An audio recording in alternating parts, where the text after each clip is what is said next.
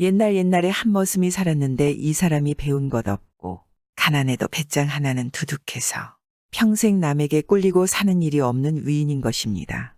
게다가 오지랖도 넓을 만큼 넓어서 좋은 일이고 굳은 일이고 남의 큰일을 보면 제 일처럼 달려들어 참견하기를 좋아했습니다. 그러니 나쁜 일도 있겠지만 좋은 일도 생기지 않겠습니까? 오늘 이야기는 이 머슴이 횡재한 이야기를 할까 합니다. 이 사람 사는 동네에 역졸 일을 하는 사람이 있었는데 한 번은 그 역졸집 앞을 지나다 보니 안에서 대성통곡하는 소리가 들리거든 말입니다. 오지랖 넓기로 치면 둘째 못 갈 이 사람이 그걸 보고 그냥 지나칠 수 있겠습니까? 대뜸 들어가서 사정을 물었습니다. 이 집에 초상 났단 말은 못 들었는데 이게 무슨 곡성이요? 왜 그렇게 한스럽게 우는 것입니까?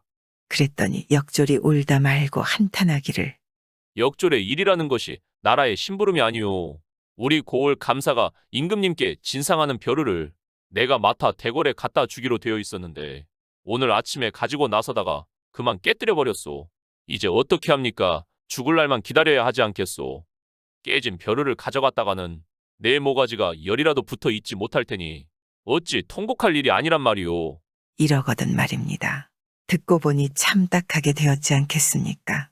그런데 이 사람이 무슨 궁리를 했는지 환하게 웃으며 말하는 것입니다.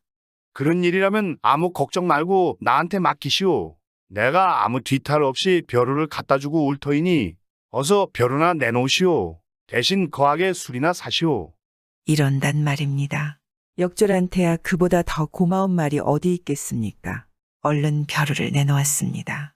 이 사람이 벼루를 비단보에 잘 싸가지고 어깨에 메고 서울로 올라갔습니다. 올라가서는 대궐로 가는 것이 아니라 딴 데로 가는 것입니다. 어디로 갔는고 하니 그때 한창 새도가 하늘을 찌르는 정승집으로 간 것입니다. 떵떵거리는 정승집이니 그 위세가 얼마나 대단하겠습니까? 대문 앞부터 문지기가 여러 지키고 서서 자빈을 막는다고 기세가 등등한 것입니다. 이 사람이 다짜고짜 정승집 대문을 지키는 문지기들 앞에 가서 호령을 하는 것입니다. 너희들은 어서 나를 대궐로 인도하여라. 내가 누군 줄 알면 놀랄 것이다. 하고 거만이 뚝뚝 떨어지게 호령을 했습니다. 문지기들이 보니 모행색도 후줄근한 시골뜨기가 보따리를 어깨에 메고 나타나서 큰 소리를 뻥뻥 치는 것이 참 어이가 없거든 말입니다. 그래서 문지기들이 화를 내며 말하는 것입니다. 너는 뭐하는 놈인데 여기 와서 행악질이냐? 이 댁이 누구 댁인지 알고나 하는 짓이냐? 썩 물러가라 험한 꼴 당하기 전에. 그럴수록 이 사람은 더 거만하게 버티고 서서 험한 말을 내놓았습니다. 그러니 자연히 옥신각신 싸움이 벌어질 게 아니겠습니까? 문지기들 여럿이 달려들어 밀고 당기고 하는 중에 그만 이 사람이 일부러 털썩 넘어지면서 대성통곡을 했습니다.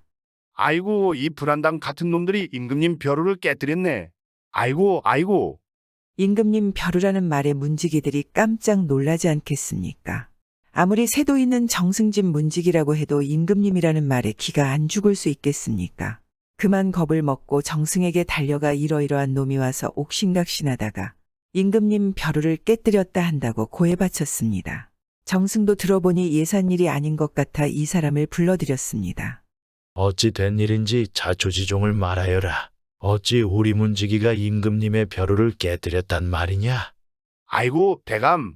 저는 아무 고을 감사의 부탁으로 귀한 벼루를 대궐에 가지고 가는 참이었는데 이 댁 문지기 놈들이 그만 벼루를 깨뜨려 놓았습니다요. 이 일을 어찌하면 좋겠습니까?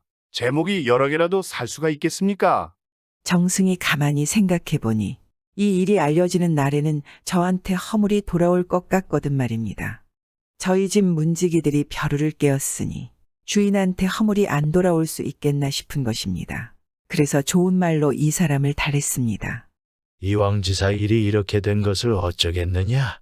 내 그 고을 감사에게 사람을 보내 뒤탈이 없도록 해줄 터이니 너는 이 일을 모르는 것으로 하고 그만 내려가도록 해라. 이쯤만 돼도 얼마나 좋겠습니까? 죽을 목숨 하나를 살려놨으니 더 바랄 게 없지 않겠습니까? 그런데도 이 배짱 좋은 사람은 거기서 물러서지 않고 대감께서 뒤탈이 없도록 해주신다니 고맙습니다마는 만약에 이 일이 임금님께 알려지는 날이면 제 모가지가 100개라도 살아날 가망이 없으니 저는 이 길로 아주 멀리 가서 숨어 살아야겠습니다. 그런데 당장 노자가 없어서 한 걸음도 뗄 수가 없으니 어찌하면 좋습니까? 이러고 능청을 떠니 정승이 어떻게 하겠습니까? 꽤 많은 돈냥깨나 조이 쥐어 보냈습니다. 그래서 참 애매한 목숨 하나 구하고 저도 횡재를 한 것입니다. 또 이 머슴이 길을 가다가 날이 저물어 마님이 살고 있는 부잣집에 들렀습니다. 하룻밤 자고 가기를 청하니 들어오라고 한 것까지는 좋았는데 저녁상이 들어오는 걸 보니 은근히 부하가 치민단 말입니다. 아무리 빌어먹는 행색이라 해도 어쨌거나 손님은 손님 아니겠습니까? 그런데 마님은 밥상은 다리가 부러지게 차렸으면서 저 앞에 갖다 놓는 상을 보니 찬밥 한 덩이에 달랑물 한 그릇 나물 한 접시뿐인 것입니다. 시장에서 달게 먹긴 먹었는데 뒤끝이 찜찜한 거지 않겠습니까?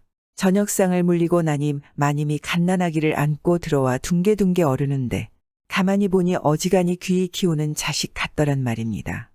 아이 그 참 복스럽게 생긴 아기구먼요. 마님의 손자입니까?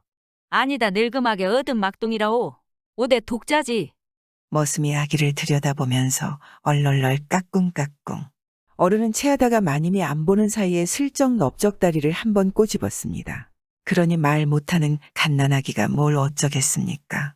새파랗게 질려서 까무러치듯이 울어대는 것입니다. 이래 놓으니 정작 까무러치는 건 이 집 가족들이지 않겠습니까? 안팎에서 와그르르 쏟아져 나와 무슨 영문인지도 모르고 난리법석을 떠는 겁니다.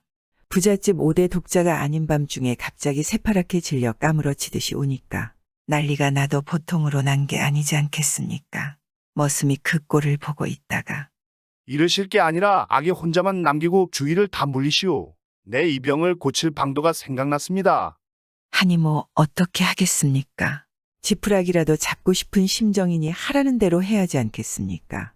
식구들이 다 물러가니까 좀 뜸을 들이다가 받게 되고 아기가 약을 안 먹으려고 하니 아기 어머님 마님의 젖을 한 숟갈만 짜 들여보내시오.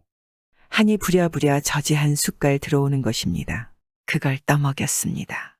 아기 넓적다리 한 번 꼬집어서 터진 울음이 얼마나 가겠습니다. 오래 안 가지 않겠습니까? 저 찬 숟갈 떠먹이니 뚝 그치거든 말입니다. 이래 놓으니 이거 뭐 용한 의원을 만나 아기 목숨 살렸다고 대접이 금방 달라지는 것입니다. 저녁상이 새로 들어오는데 상다리가 부러지게 잘 차려왔습니다. 잘 먹었습니다. 밥알 몇 개 남겨뒀다가 동글동글하게 환약처럼 만들어서 머리맡에 뒀다가 자고 일어나니 딱딱하게 말랐을 것 아니겠습니까? 아침에 그걸 마님에게 주면서 하는 말이 대접을 잘 받고 그냥 갈 수 없어서 내 귀한 약을 드리겠습니다. 아기가 다음에 또 어제처럼 경풍이 생기거든 이 환약을 젖에 기어 먹이십시오. 그럼 나을 거요. 하니까 마님이 감지덕지하면서 귀한 약을 받고 그냥 보낼 수 없다고 돈깨나 후이 집어주는 것입니다. 그래서 이 머슴은 고향에 돌아가 역졸에게 있었던 이야기를 하고 머슴관 두고 논밭 사서 열심히 농사지어서 큰 부자가 되었다는 이야기입니다. 요즘 세상에는 이런 배짱만으로는 살 수 없지만 그냥 옛날 이야기라 생각하시면 감사하겠습니다. 구독은 공짜입니다.